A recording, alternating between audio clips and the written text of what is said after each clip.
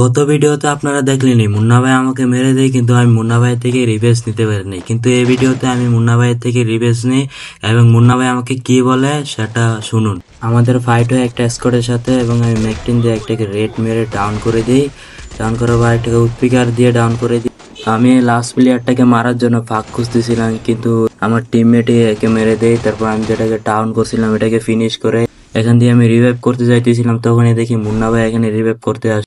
মুন্না ভাই এখানে রিভাইভ করে চলেই যাইতেছিল, তখনই আমার হাতে একটা ওয়ান ট্যাপ খেয়ে যায়। দেখুন এসে 80 দিয়ে কি ওয়ান ট্যাপ ট্রেনে দেয়। তারপর ওনার গেম থেকে দেখার আগে ভিডিওটা সাবস্ক্রাইব এবং লাইক করে দিন।